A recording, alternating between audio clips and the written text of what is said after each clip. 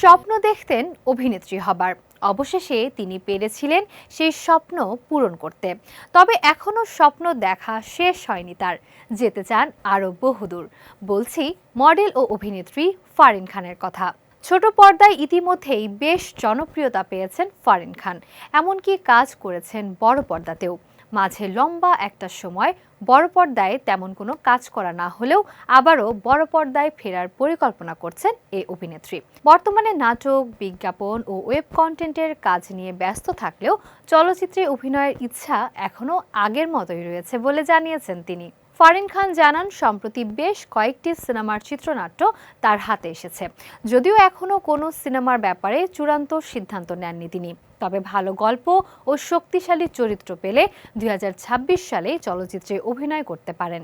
তিনি আরও বলেন, সিনেমায় তিনি নিয়মিত কাজ করতে চান, তবে সবকিছু নির্ভর করে ভালো কাজের উপর।